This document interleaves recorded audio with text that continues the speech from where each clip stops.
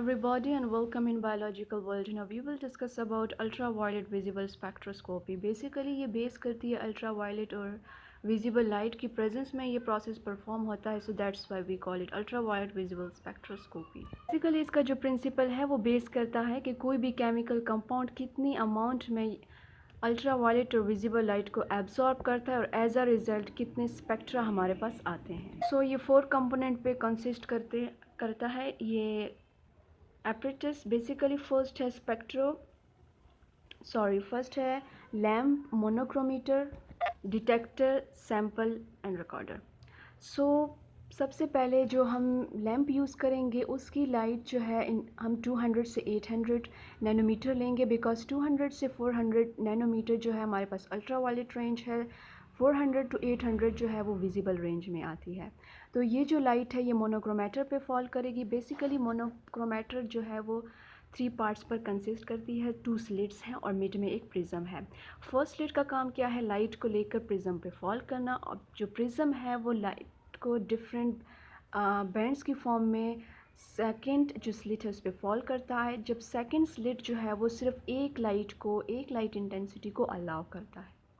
अब जब वो एक लाइट इंटेंसिटी है, जब वो सेकंड स्लिट से पास होती है तो वो 2 लाइट इंटेंसिटी, सेम इंटेंसिटी होती है लेकिन वो 2 रे में कन्वर्ट हो जाती है. राइट. अब इंटेंसिटी तो सेम है. ऊपर हमने लिया है रेफरेंस सेल, जबकि second on the opposite side हमने सैम्पल सेल लिया है. सैम्पल सेल में हमारा सैम्पल है जिसकी हमने एब्जॉर्बेंस को एनालाइज करना है, जबकि on the other hand reference cell है. रेफरेंस सेल में हम बफर सॉल्यूशन भी ले सकते हैं, या वो जो रेफरेंस सेल है या क्यूबिट है जो कि एक एंड से ओपन है वो एम्प्टी भी हो सकता है. सो सेम इंटेंसिटी की लाइट इन दोनों क्यूबिट पे फॉल करती है.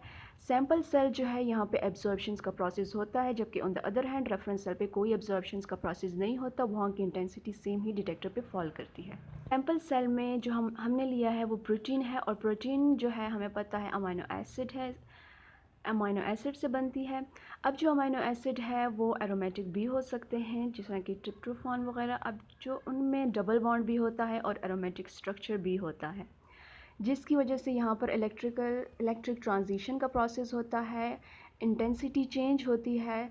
एज अ रिज़ल्ट हमारे पास वो लाइट जो कि एब्जॉर्प्शंस के बाद यानी ट्रांसमिट होती है वहाँ से डिटेक्टर पे फॉल करती है, उसकी इंटेंसिटी लो होती है कंपेयर टू द लाइट जो इंसिडेंस रे थी जिसने सैम्पल पे फॉल किया था.